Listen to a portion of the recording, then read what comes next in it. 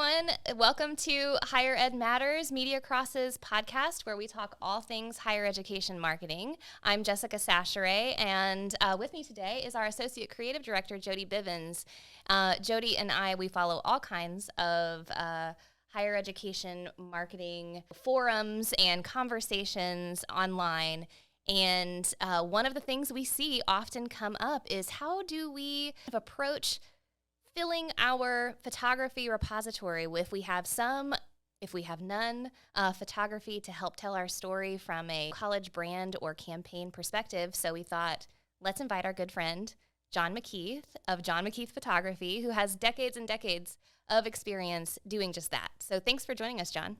Well, you're most welcome. You're making me sound really old. Decades and decades of experience, but centuries and centuries of experience. Well, you do have more than one decade.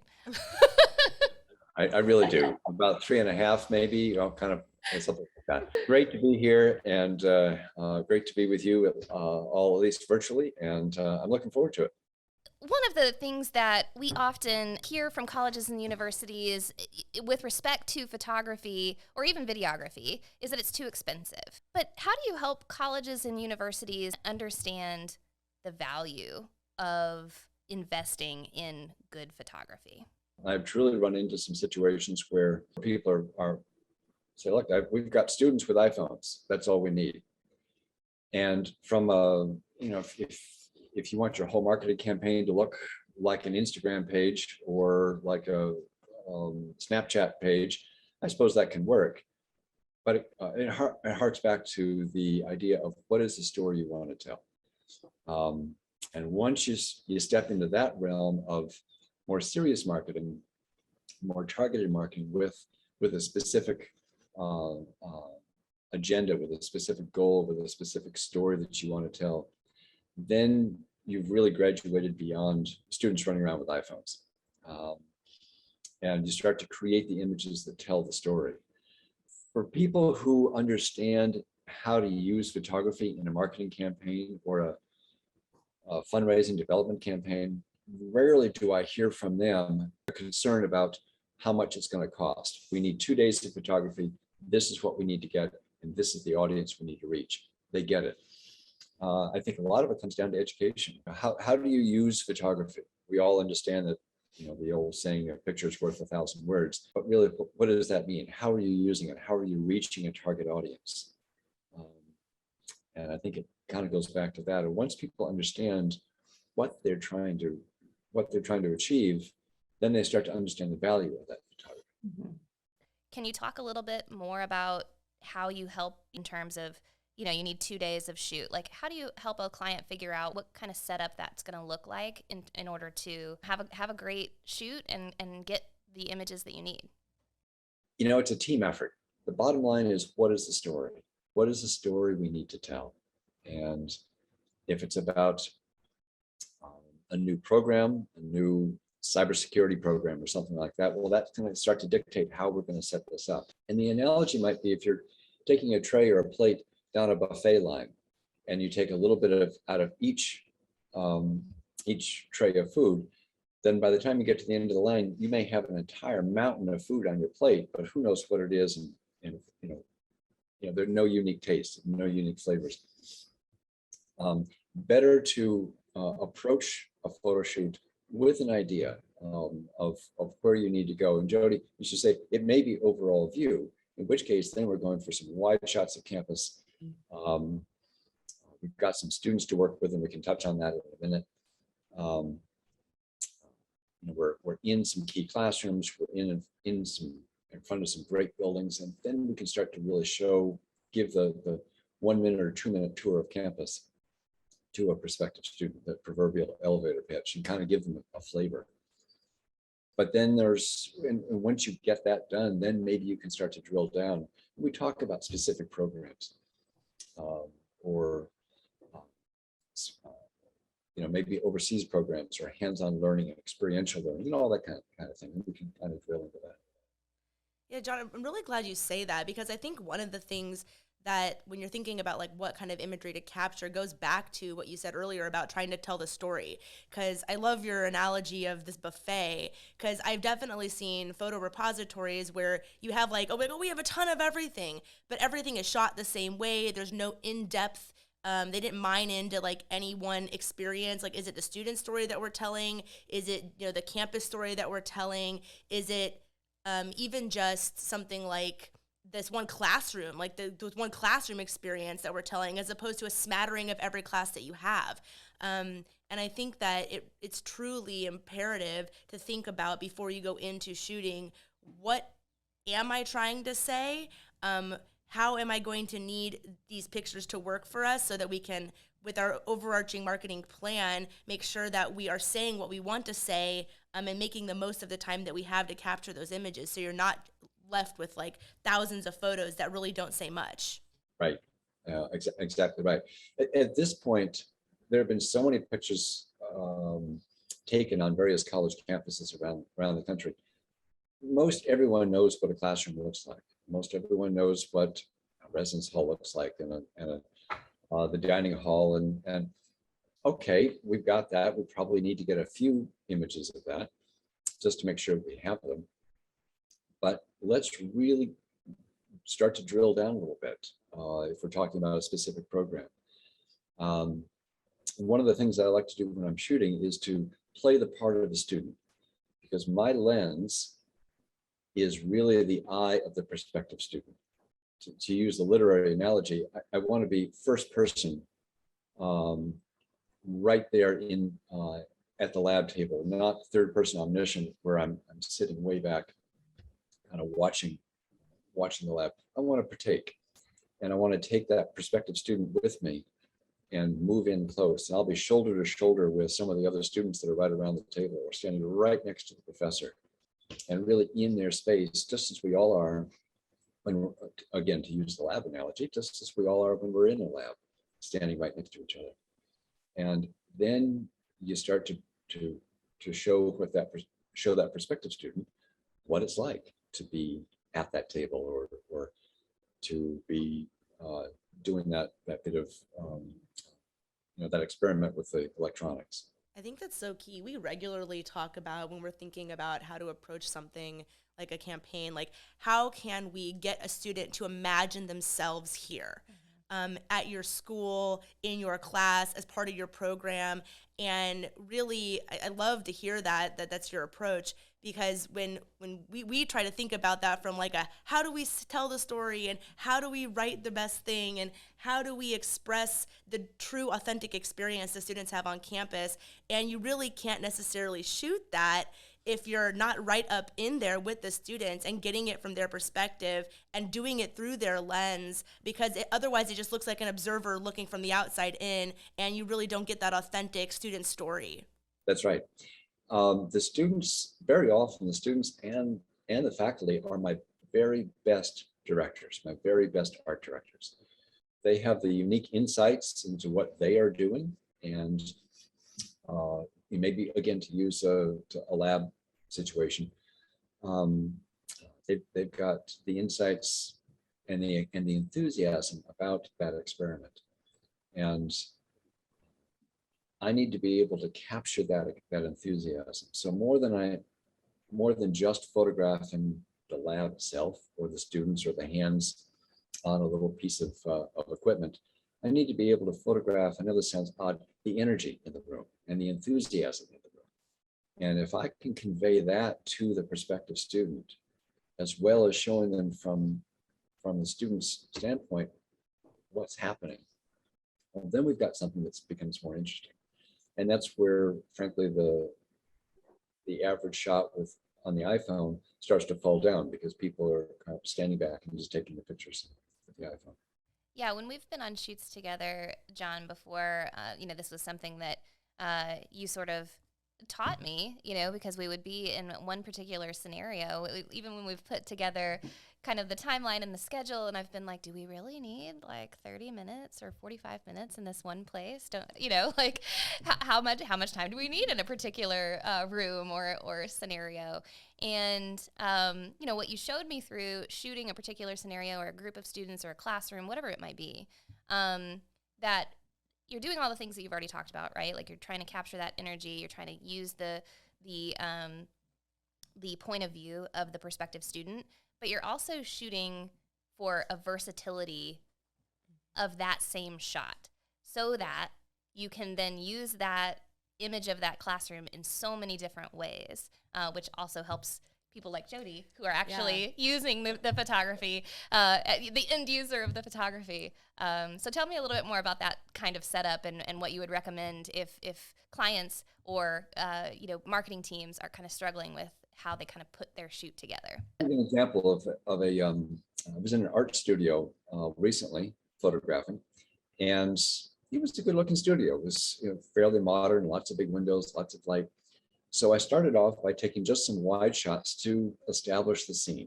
And there we saw the windows, but we saw a scattering of students who were working in their various stations and on easels, and they were painting. It was a lot of colorful paint. Then I started moving in closer, and I ended up sitting down, pulling up one of those four-legged stools and sitting right next to one of the students, a guy who was painting a model. But I was getting his perspective of kind of just looking over his canvas at the model in the background, and his paintbrush was in the foreground. I really almost couldn't see him. It was more about his hand, almost like his hand was my hand, because I was sitting literally shoulder to shoulder with him. I did some close-ups of him. I did a portrait of him. And then I swung the camera around from the model's perspective as he was kind of looking at the model photographing or painting. And then I was photographing that. And then lastly, I focused on just some paint on brushes and on a palette with the artist in the background out of focus. And again, also moving the composition around so that there was negative space in the upper left or lower right for text. And we probably ended up with 10 different shots, usable shots out of that one scene inside of 20 minutes, 25 minutes. I think that sometimes when people are thinking like, did we capture the scene? I've even seen this when I'm looking at, a repository of images, and you've like, again, that buffet analogy, you've got a lot of everything, but to truly experience what that student experience is, or what that art studio was like, or what it felt like, the energy to be in there and to be painting, you really need to capture more than just like where you started, like the setting the scene. Here's the students in the room with the model, seeing the brushes, seeing the paint, seeing the hands-on activity and the materials that the students get to work with to do their craft really helps the prospective student see what they could be doing and see how that could be them in that seat, how they could have these experiences artistically. And shooting from all those vantage points is just key in terms of being able to visually craft a story with imagery. One of the other things that I'll try to bring to the table is that I make it fun for my subjects. If they're not having fun, boy, does it ever show. and it sings out. But if I can befriend them, and I usually can, I can sit down and we have a real short conversation. I'm interested in what they're doing. And I get them to open up to me a little bit. I'll also show them some of the images that we're getting as I shoot.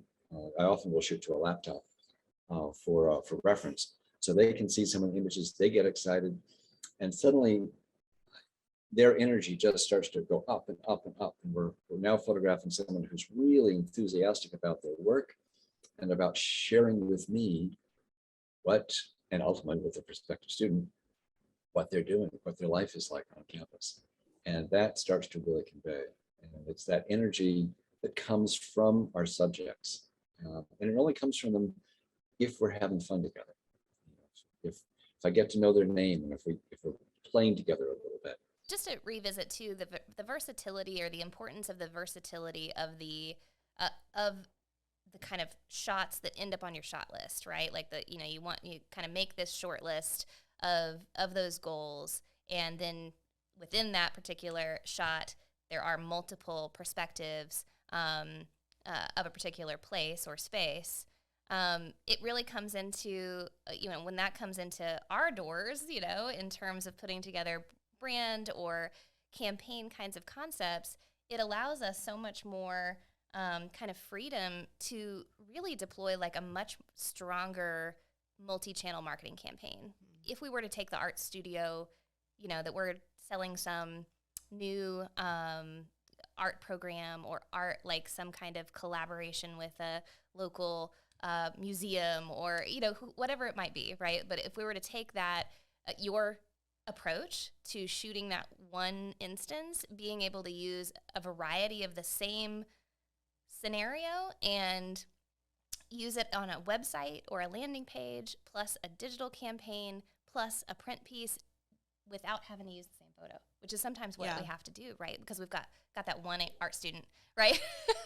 and that gives us so much more like room to really make a great campaign because you have that 360 view of the experience. Yeah, and I think that like building on that beyond just, we talked a little bit already about like capturing a lot of different things in a single moment, but when we are putting together like a comprehensive approach from a marketing perspective, we have so many tactics that we have to address. And the same type of imagery doesn't necessarily play at the mobile scale as it does in print, as it does online, where you oftentimes have a lot of horizontal images, where if you're doing something for the phone, you have to take the same idea and tell the story vertically. And if everything you shot was from the exact same perspective or vantage point, you are not giving yourself the leeway to have that creative flexibility when creating all the assets that you're going to need to have for that comprehensive campaign.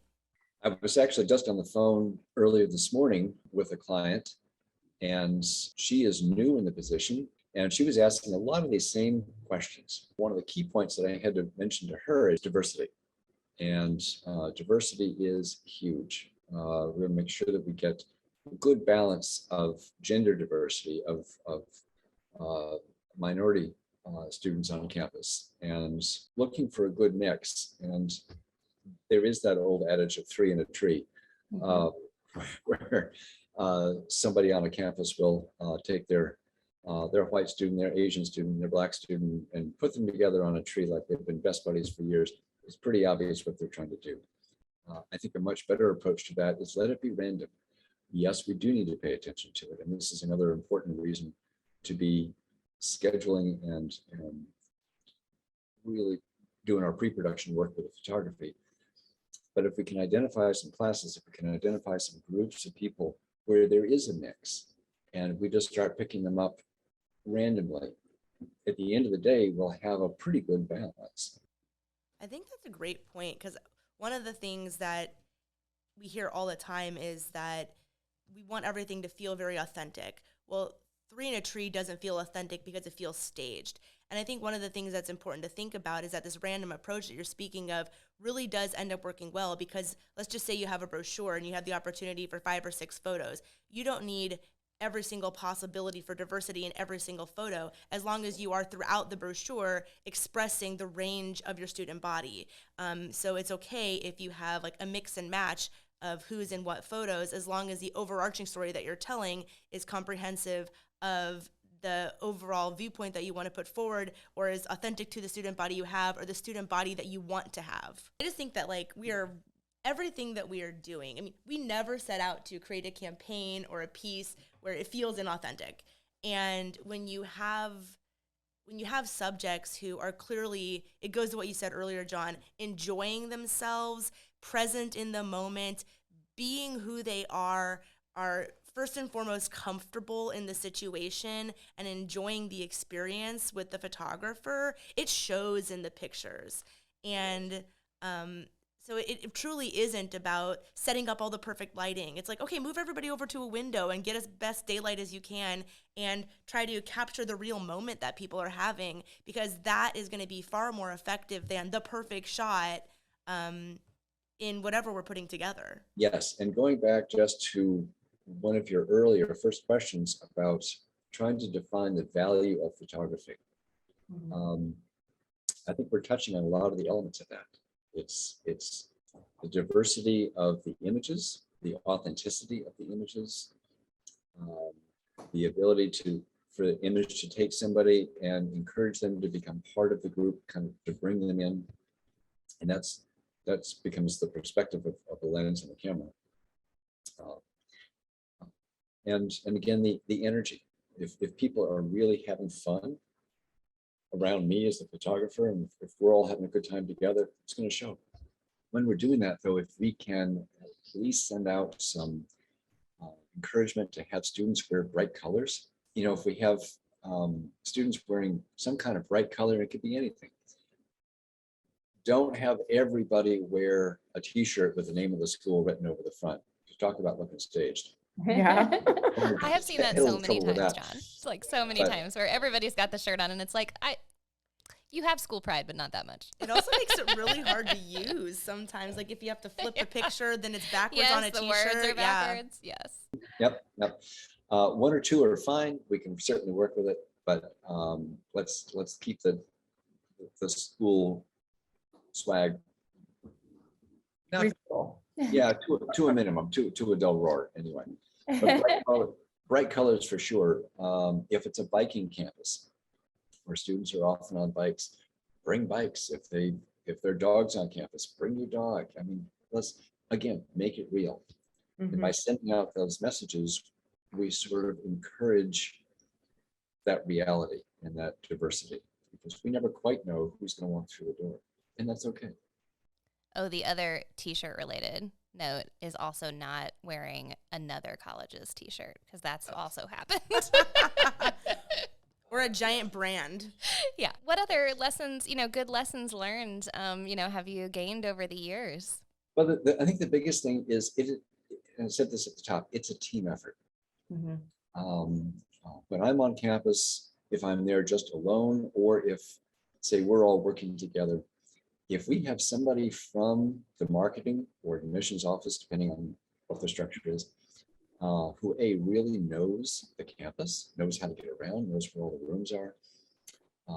If they know some of the faculty, they literally have a key to get into some spaces if we end up at a locked door somewhere. That's so helpful. And hopefully this is the same person that's put together the schedule, so they're very, very hands-on. I thought that when we went to University of the Virgin Islands it was a multi-day shoot, it was so effective to have kind of an upperclassman student that worked in the enrollment office be that person that walks us. He was with us all day, each day.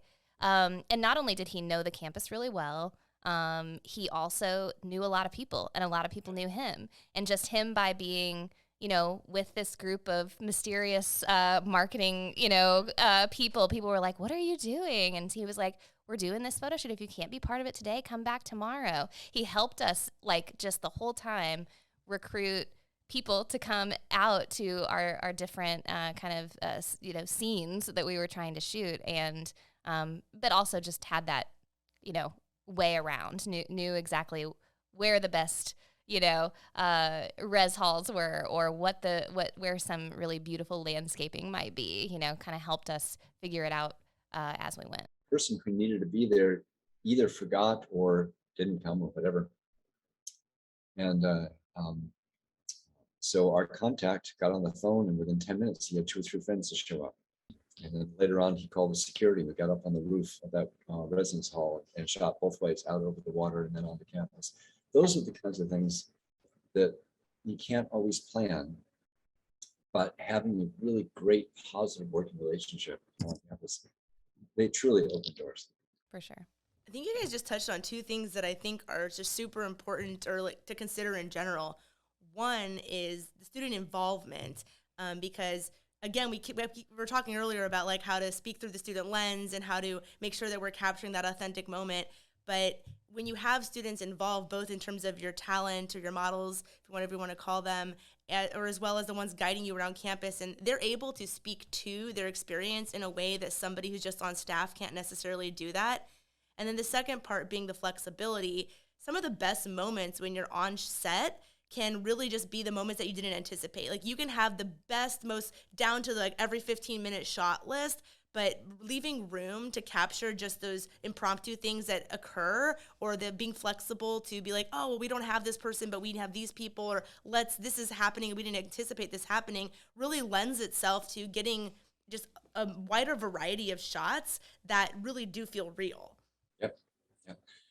Also, sometimes showing up really early in the morning, even before camp, maybe one or two students are walking across campus, but you've got beautiful, like in the fall, might have some mist on campus or something. Those become great scenic shots. Yeah. And just sense of place shots.